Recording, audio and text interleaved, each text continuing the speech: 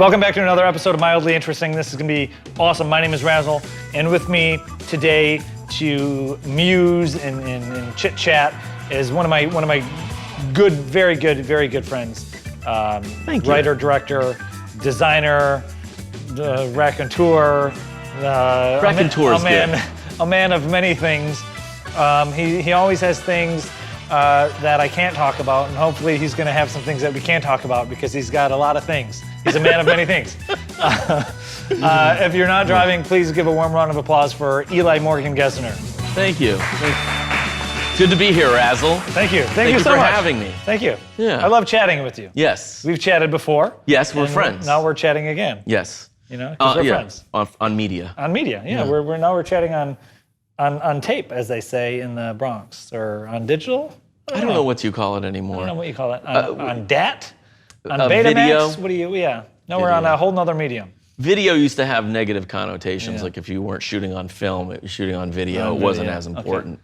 But now, what do you call it? And it's not even on, it is video. It's just not on tape. Yeah, right? Yeah. Like TV, you're still watching TV, but it's technically, they're smart. They're not televisions, right?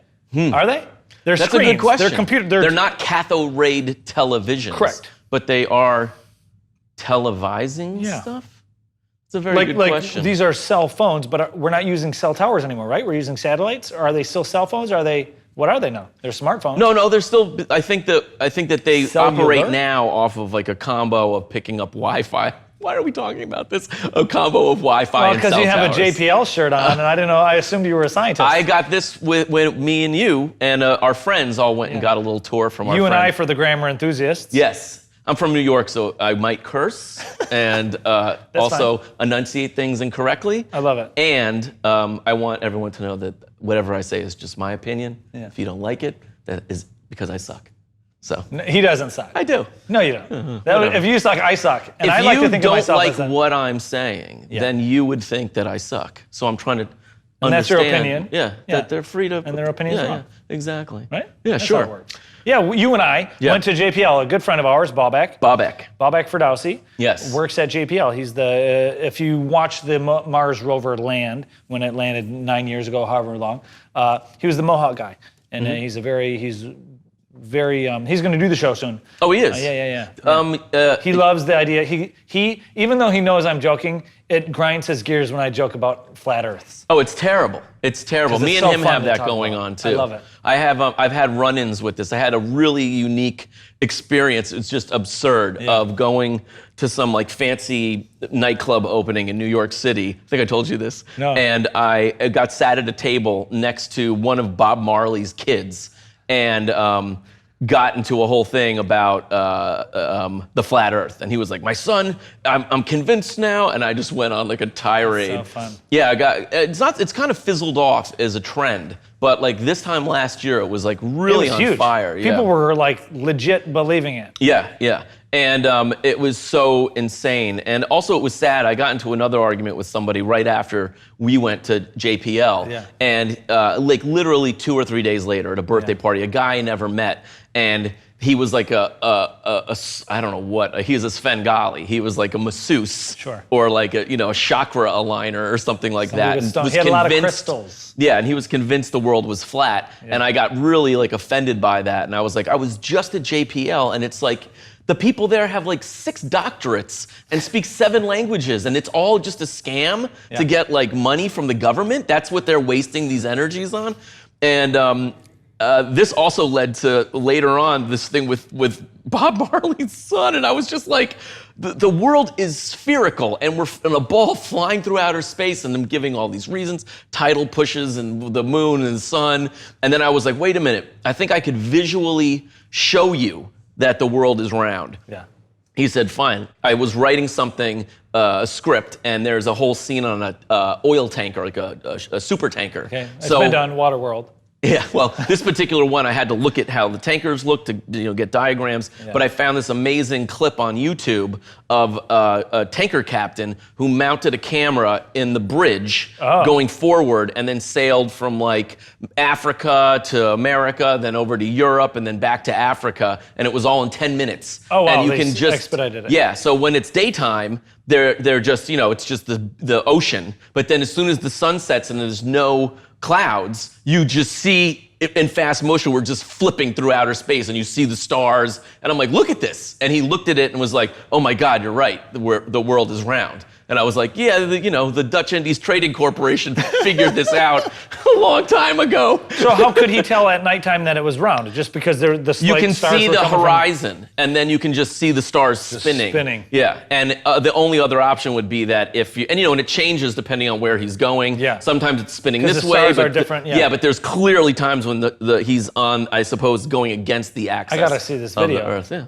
You gotta send me that Click video. on the link below to see the video.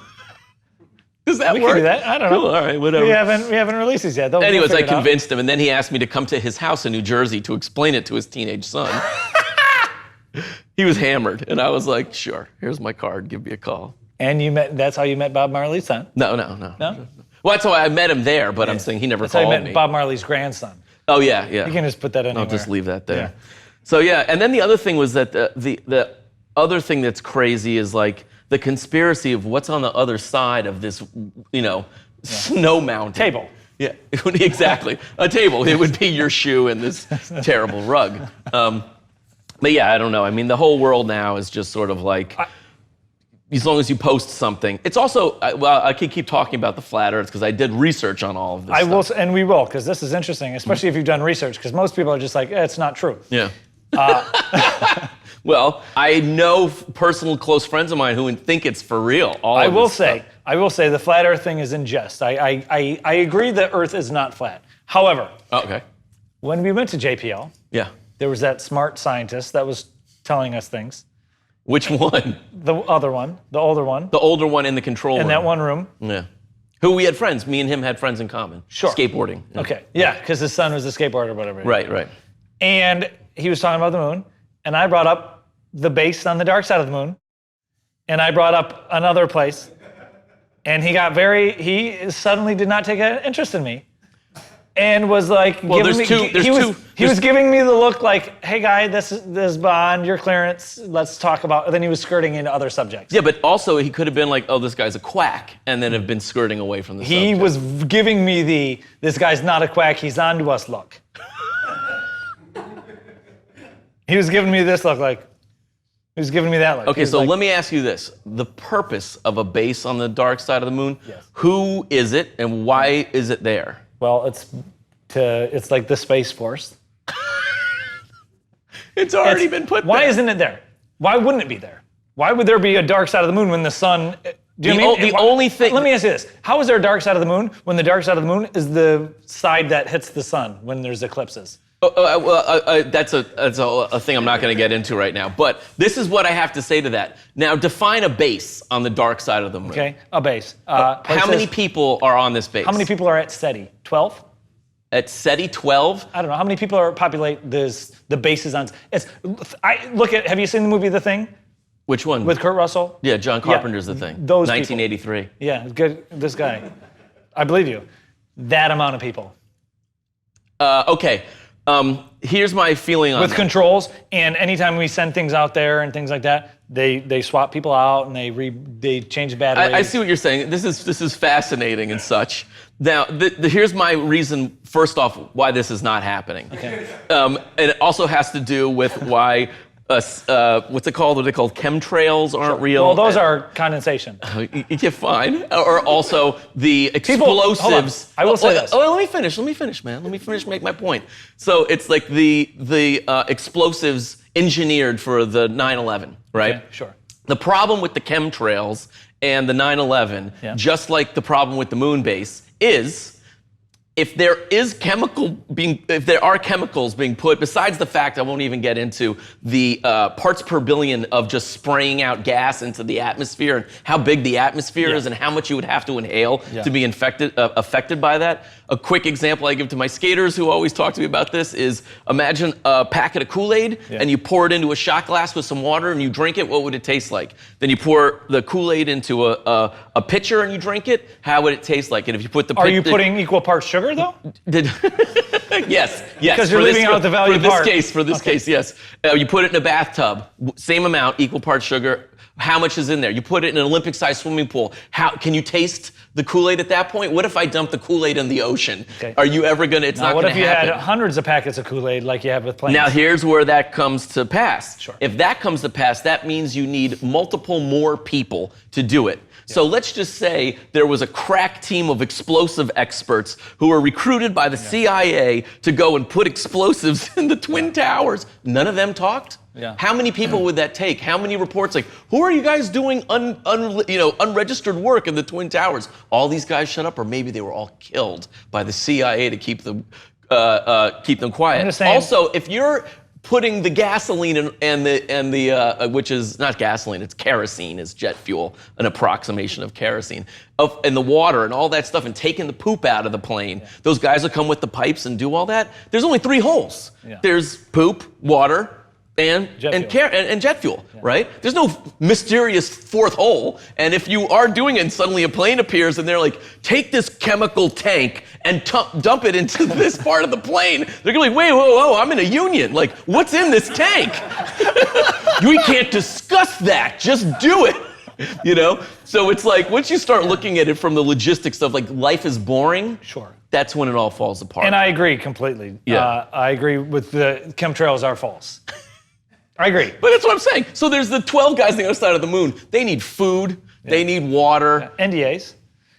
I will say, Area 51 was the thing. Was Area 51 not an actual place? It was proven that it was an actual place. Wait, Area 51? Area 51. Yeah, it's still there. Correct. But for a while, it was silent and you couldn't talk about it. It was a Cold War. Correct. Right. So who's to say that couldn't exist on a planet that we've been to a few times? Because we know exactly how many people have been to that planet. We do. Okay. I suppose maybe there's a James Bond caliber, but that's still another department of NASA, and everybody who's building the secret rocket to send the 12 guys up is hundreds and hundreds of people, and they all have to not tell their families, I can't discuss that. Someone's gonna get drunk at a bar and be like, listen, there's a fucking base and I'm the guy who built it, and that does happen, right? Yeah. But I suppose that those people just really don't feel special, and they want to feel special, and that's why they embrace crazy stuff. Sure. Because suddenly I'm His not. opinion. Well, maybe. Yeah, it's just my opinion. We got a huge audience. This is true. This is true. Huge audience. When the chakra aligning yoga guy got into a thing, and he was like, and I was like, you're totally wrong. And he was like, well, why do you think I'm wrong? Yeah. I had to, because we live in this era of triggering people. Yeah. I had to be, because you're a masseuse. That's what your life has come to. Yeah. You're not working at JP. It's like they say, it's like the old joke, what do you call a failed doctor? A dentist. I love dentists, but it's like they have good drugs. There's a website, how many people are in space right now.com. That's an actual website. And right now I just looked at it up, 6. That's correct. Then the ISS. 6 people up there. Or so they say. And then if you go to the how many people are in space right now that are not talked about, the answer is the amount of people in the movie The Thing. Yeah, it's definitely. Oh, so this whole thing. Do you know what Gaia is? Gaia, yeah. Wasn't she the mom in Captain Planet? Yeah, that's great. This is true, but also it's like an ancient term of what ancient civilizations used to call the Earth was Gaia. Do you know how to spell that? Gaia. Now, it's also a website that at this current, they're essentially InfoWars, but for like liberal, spiritually starring people. Like Purple Rocks. Exactly. And if you go to GaiaWhatever.com, they have like simple things, like harmless things, like how to eat with better nutrition and that sounds like Gwyneth Paltrow's website, Goop. Yeah, no. Maybe, but look, Goop is unashamedly selling you stuff, right? Gaia. Right. Okay. Gaia is trying to brainwash you. And I have friends, and they're the ones who proliferated the flat earth theory, and they do basically really terrible TV dramatic interviews with conspiracy theorists.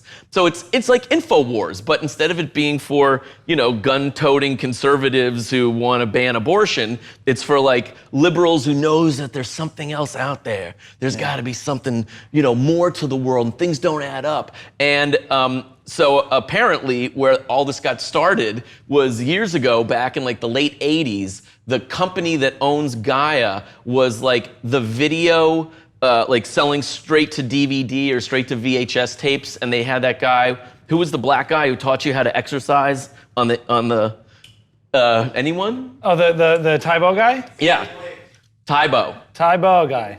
Billy Blanks. Billy Blanks. So the company that now exists disseminating the flat earth information started by making these Billy Blanks videos. And then over the time, it kind of, they started making more and more stuff, and like, oh, people are really buying this like weird cultish stuff. Because I think they were also trying to sell them at kind of new age, what are they called? Convention centers, like trade shows. And they started getting traction. There's also some weird thing, which I'm not 100% specific on. Maybe you could look this up right now. The pressure's on. Is that there was a company that was making really high-end solar panels.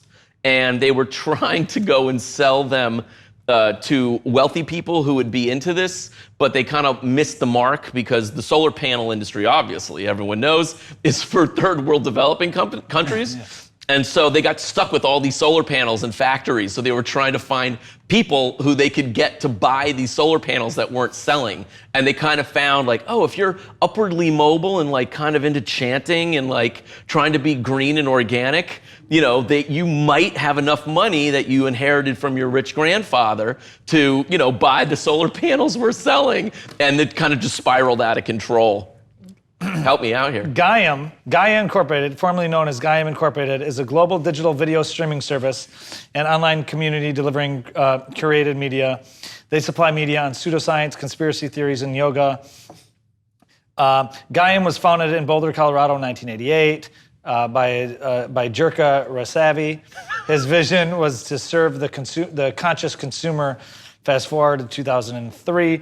It bought a 50.1 share in the UK distributor Leisure Systems International. Fast forward. Gaia merged with Real Goods Solar, a California-based company specializing in the production and distribution of solar power systems. See, I do my research. If something's fucking cracked, because you know why? Because of fucking science. That's why. That's why. Because I'm like, well, wait a minute, is this right or is that wrong? And I think that's something that I really wanted to talk about right now, is where we are right now with this confirmation bias and fake news and all this stuff. I'm completely ill-equipped for this because I don't have an opinion. I'm just science. My thing is, well, what would be best? Let me look at both options. But what is science? Trial and error research. So the thing that what I'm kind of spooked out about right now is that everybody, because of the two things that are really, I feel like, causing all the friction. And I'm not a democratic, leftist, or I'm not a right-wing conservative. I'm, again, a fucking science guy. So I'm just always like, well, what's the best? Skateboarder, though. Yeah, well, listen, some of the great things. Also, let me say this. I thought of this yesterday. You're going surfing after. Skateboarding, and just like all sports, hey, just remember when science. You point at me, 4 fingers are pointing at you. All right, fine, but that's what I'm getting at.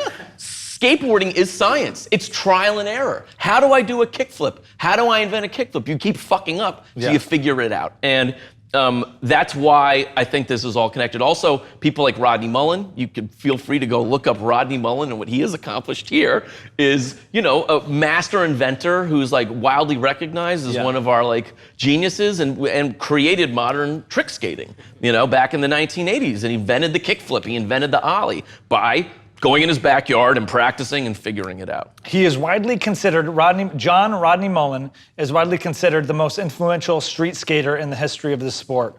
Credited for inventing numerous tricks, including the kickflip, heel flip, impossible, and 360 flip. Now, what is an impossible? An impossible is essentially, how you do an ollie?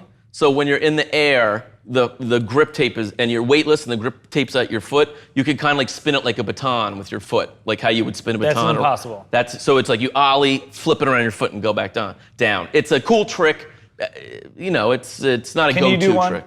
I used to be able to do them, and my friend, I could do back foot impossibles, you can do front foot impossibles. And my friend OJ, a graffiti writer of fame and note in New York City who I used to skate with, he was really good at front foot What was impossibles. his graffiti name? Because we used to have If you write graffiti and OJAY or OJAE, he'll come up.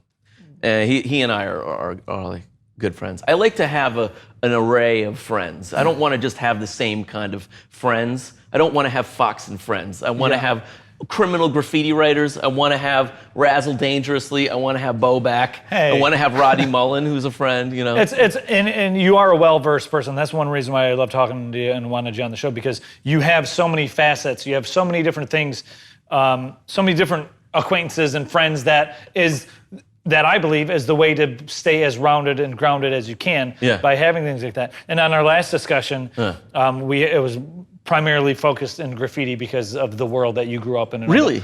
Yeah. I'm sorry. I talk about myself a lot. Yeah. Because we talked about a lot about graffiti on when you did the audio podcast. Yeah. Because you come from that world too, because you were one of the founders of the skateboard company Zoo York, right? Yes, yeah. Now, was that just primarily a skateboard company, or was that just clothing? It started as a graffiti crew in the 1970s on the Upper West Side of New York by a guy named Mark Edmonds, who wrote Ali. So basically, you might have heard of Futura 2000, who's a good friend of mine and a famous graffiti writer. So Ali and Futura kind of started all this. It's one of my favorite fonts, Futura. It is, me too. That's the font Futura on my book condensed regular I use all the time. Futura, Right don't be there. dick. Yeah, I love it. I love it. I've used it on almost everything that I've done. Yeah. It's kind of my go-to font. But so they started it out, and then it was like I grew up as a little kid under them, like watching them, and they stopped skateboarding, and then when I started Fat Farm, the clothing company with Russell Simmons, and then I was sort of like, skateboarding was kind of dead, but I was still doing it with OJ. We were like the only two people skateboarding in New York. And then the idea came through my partners, Rodney Smith and Adam Schatz, was let's do Zoo York. Yeah. And we contacted Mark Edmonds, who was alive at the time, and said, hey, we want to start a company, and we'd like to keep it true. They was kind of like a 1960s, 1970s, like politically active, like socialist bent, backdrop to the graffiti writing. So I was always trying to try to keep that going on. I mean, the point of Zoo York was to proliferate New York City street culture, whatever that was. It could be the Ramones, or it could be graffiti writing, or it could be rapping, or Larry with the bucket in Times Square. I know Larry. Everyone knows Larry. He was on the credits for Saturday Night Live for years. The Bucket Boy. But so I did that. What were we getting at? You mentioned skateboard and Rodney Mullen, but were you born in New York? Yeah, born and raised in Manhattan. And do you have siblings? I don't know if I've ever. I have a sister, Paige Gesner, who I love to death, and she lives over by Central Park. And my mom used to live there her whole life, but she just moved down to Florida because she's getting old. And now, what did your dad do? My dad was an artist and a teacher. He is from Cape Cod. Okay. My family are old Americans from back like in the wasp. You're very Mayflower. waspy. You always, sometimes like in the wintertime, you'll wear those very waspy cardigans. Keep the Chardonnay away. Yeah. So he was seersucker. Your surfboard. Oh God, yeah. You have surf. I literally was wearing my seersucker shorts this morning. It's the truth. And so he was, him and my uncle were both in Cape Cod. My grandfather on my father's side was a Unitarian Protestant minister. Yeah. And my dad went to Yale and then was a Fulbright scholar and went to India. Then he came back and he was intrinsic in helping start the School of Visual Arts. And my uncle helped, was one of the wrote every episode of Captain Kangaroo from its beginning till 9 years, and went to Children's Television Workshop and helped make Electric Company and Sesame Street, and he also wrote You're a Good Man, Charlie Brown. Oh, okay. Yeah. So I kind of grew up with just artists. Yeah. And then on my mother's side of the family, they were all staunch Detroit Motor City car industry businessmen, conservative, golf clubs and, work, Yeah. So I kind of ended up being in the middle of like, I want to skateboard and write graffiti, but I also like to get rich doing it, you know, like trying to how to figure out how to operate a company. It's fascinating. It's engineering, essentially. So I'm really fascinated. I mean, in the end, business is, it's like Game of Thrones. Life is Game of Thrones. It's chessboards. It's engineering the life you want, or the engineering the pieces. When you say engineering, the way I interpret it is, you know, you figure out the best way to have all your pieces work properly to continue profiting, right? That's correct. However, I will say this right now, I feel like capitalism has painted itself into a corner. Yeah. And I feel like true capitalism is corrupted at this point, and there's only two things that are going to happen. Is that we're either going to have to go back to serfdom, and essentially having like corporate leaders who we have to work for, or some form of active socialism, not Fox and Friends, look at Venezuela socialism. Yeah. Socialism like Germany or Japan, which I could start talking about as far as the car industry goes. So my love Japan. You know, obviously they're like work for Chrysler and they're super into the car industry. 2008, the bailout happens. And my grandfather got banged really hard by this, basically lost everything he worked for his whole life. Inversely, one of my cousins was like just missed the cutoff for the golden parachute bailout. So he had to stay at Chrysler, and he's now like the guy in charge of Chrysler Financial. And I was meeting them for Thanksgiving in Detroit, and I was kind of like, you guys have to explain to me what's going on. I don't understand. And they were like, oh, it's the unions. They're ruining the American car industry. And I was like, what are you talking about? And he was like, if you buy a $30,000 Japanese or German car, you're getting a $30,000 car because they're socialist countries. So they don't have unions because their retirement and their medical, it's all paid for by the government. Here, if you buy a $30,000 American car, you're getting a $20,000 car because $10,000 has to go to the unions to pay off the medical and the retirement. And I was like, oh, so you guys are socialist, obviously, after this. And they all were, no way. And I was like, I don't understand. Like, you just told me you're being beaten by countries that are doing this. Why wouldn't you want to embrace it? And they're like, because I work for what I want and I don't want to have to share it with lazy people. And this is what I want. So this led me to be like, oh, okay, so like, what's going to happen with capitalism? And as a good example, perfect example of pure capitalism is Henry Ford, who's not a saint, but the idea that I'm going to start a factory, we're going to make cars, and two things have to happen.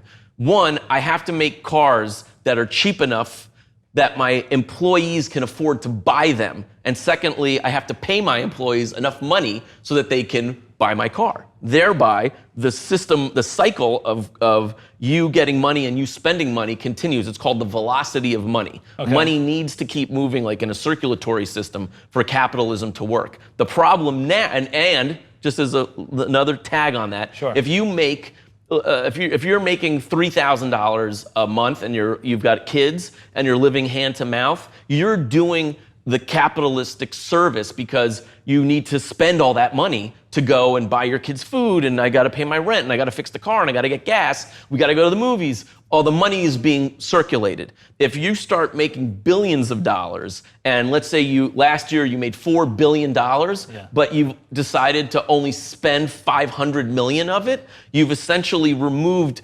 pints of blood out of the circulatory system, thereby starving what should be a healthy capitalist idea. Conservatives and people who love Ronald Reagan always go to trickle-down economics, Did you think this was going to go this way, this conversation when we started? So trickle-down economics, the idea is, okay, we're going to give the biggest tax breaks to the richest people, thereby incentivizing them to go and just spend all the money they have, which has never happened, by the way.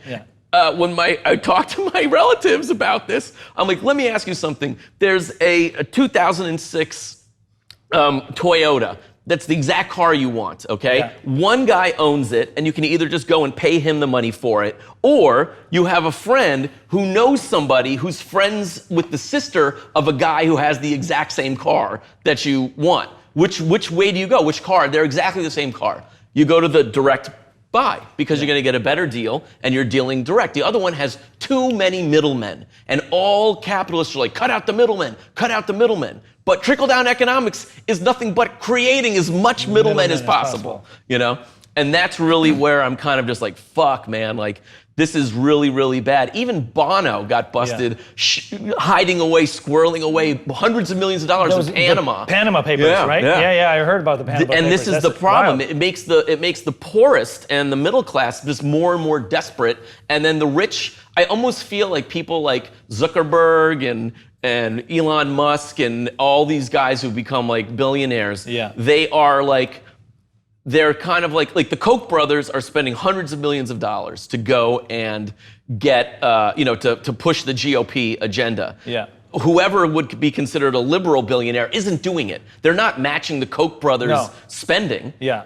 Which means through their actions, they must be condoning it because they're not fighting it because they realize that they want to empower all the guys who are making all the money. Yeah. And they want to keep everybody at least with Elon Musk is he's spending his money trying to better or learn science, create sciences, be it dig tunnels under the city to make traffic better. Sure, yeah. Be it, at least he's trying to better the earth in theory.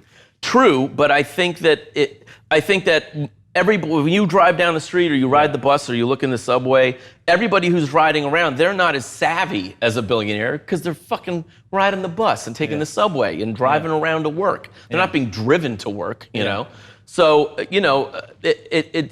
I feel like one of the problems with where our society is today is like a Kanye West or a Jay-Z or a Drake, which is like, when I was a child, being raised by artists, there was this note, like if you're going to do something groundbreaking and meaningful, you're not going to become rich, you know? Starving artists. Yeah, you might at the end of the day, end up doing something great, but like Jackson Pollock is like splattering paint and no one's into it for years. And then finally Life magazine does that little film on it and it starts catching on. But, nowadays, if you're like Drake, you suck, or, little Yachty, you're just garbage. Yeah. And I think that you've got hundreds of, not hundreds, let's say you've got 10 million Instagram followers and you're just talking about bricks of cash and gold fronts and I came from the ghetto and now I'm getting high with my friends. Like Tekashi 6ix9ine. Yeah, it's like, dude, he got robbed, right? So the idea is like, you can't, I know I'm good because I'm rich. Whereas I come from a world which is, you're rich because you're just giving people what they want. You're not doing anything artistic. You're just, you're doing, and I think that's where we are right now. There's this pure aesthetic culture where the people make the argument, I must be good, look at my Ferraris, and everyone's following me, look at my followers. The people who are advertising aren't interested in like, I've got a crazy new idea that's gonna change the world. Okay, but how many Instagram followers do you have? It's all chasing the trends. Yes. Whereas, whether or not Steve Jobs was a saint or not, people hated on him, but I feel like I've heard a quote or he at least was of the mentality, it seems from what I understand, where it's like, rather than give people what they want, I'm going to tell them what they want in the sense of inventing, the iPhone was the first touchscreen type thin phone, whereas like, I was there. Rather than, do you know what I mean? Like, whereas just giving people what they want, where they're giving money to, he's at least going to try and create something. Sure, people are doing that. Like art, Yeah, I just, again, Lil Yachty, you're just saying doing nothing and sounds like you're really plugging. Well, here, no, I'm just. Did you do the art for his album? I did a Young Thug video this year, so let's use Young Thug. Sure. So Young Thug, as much as I like him, he looks. They all have the same hair. They all wear the same glasses. They all have the same gold fronts, the same face tattoos, and they're all. This works, so I'm going to put it in there. And then all the kids are like, that works. Now, granted, there are Kendrick Lamar and people like that, but the idea that it's just, I'm doing exactly what you want me to do, and you will pay me for doing that, is essentially what Donald Trump is doing. Yeah. He's just doing exactly what the people who follow him want him to do. Yeah. And he's got absolutely no substance. He just lies all the time and flips his things, and it's just sensationalism, and it's run like a reality show, and we will succeed or fail there in moving forward. But there's no depth to any of that right now. I don't know. I'm trying to stop from ranting. I feel like I'm ranting. Well, we were before, as we slowly, we wrap up to an extent. You mentioned there were two things that you were concerned about the world you were getting into. We talked when we were texting? No, like even when we were talking here, you're like, there's two things I see the future going or something like that. Oh yeah, I was saying, well, that's what I said. How that's how we got on with like skateboarding and sure. Science and Well, I like think that I actually said it, which was that I feel like either all the billionaires, the president of China, I'm president of China for life. Yeah. Putin runs fucking Russia, regardless of these fake elections. So people lose faith in the elections. And I'm not saying that it's bad and that everyone should rise up with pitchforks. I do feel that if you stop feeding people and stop giving them a living wage, they will eventually rise up and murder you, and you'll be easy to find because you'll be the only one in a Lamborghini. So, that will even itself out. Or the people who are rich and powerful and want to take on the responsibility of being rich and powerful will be like, okay, well, let's let's just keep everybody happy, But it just seems so weird that like in some countries, especially like Italy, France, other socialist European countries, in Japan, there's caps as to how much money CEOs can make. Yeah. They can only make, like, I forget what it was, like 100 times what the lowest paid employee is. That doesn't exist here. So the lowest paid employee is getting nickels and dimes, and the richest guys are taking like, 80% of the profits. Is just ridiculous. So one of those two things was gonna happen. The other thing that I wanted to talk about, which I was thinking about on the way over here, was this notion I just read, trying to figure out like why is everyone freaking out? It's a really funny video you can watch right here. Did you post it of the Probably not. Of the Trump supporters singing the song? No, I didn't. Oh, post I'll that. send it to you. It's like it's these like they made a song. I love air guitars. Yeah, there's like a dude and three kind of country singer, all white, blonde girls all wearing Trump hats, and they're all singing a song about how Mueller's going down, you better watch yourself, Trump's not a liar, and like, where are the 30,000 emails, Clinton, it's just Still on those emails. And I was just like, oh my God, these people, again, it's been discussed a million times at this point, but like confirmation bias, these people don't care if the truth is there. They've already committed to the idea of like, oh, Trump's the guy, everything he's saying is real. You can't trust they're so sure there's a deep state conspiracy. You can't trust the CIA. And this is what's worrying me, is like, that's a cult.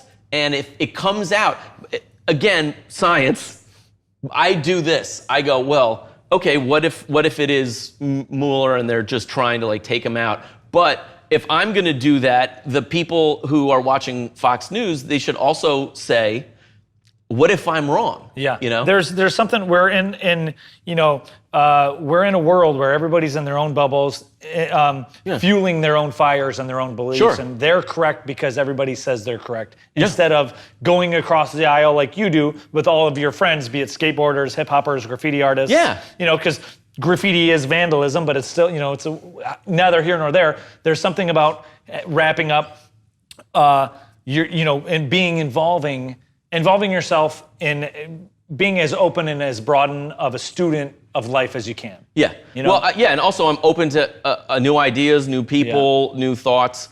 And I think it's because I'm from New York. I recently didn't learn of it, but re-examined this idea of a thing inside of our every human mind. We have a thing called irritation. What is it called? Irritation acclimation. Okay. And essentially, we don't like to learn new things. We find stuff that's irritating, we don't want to involve ourselves with it. And one way that you can, but it's also like a muscle. If you can't do a pull-up, just start with one. And soon you'll get to 3, and soon you'll get to 10, and maybe you'll get to 50. You have to work on it. So you need to actively put yourself in situations that you find irritating. I do this constantly all day long.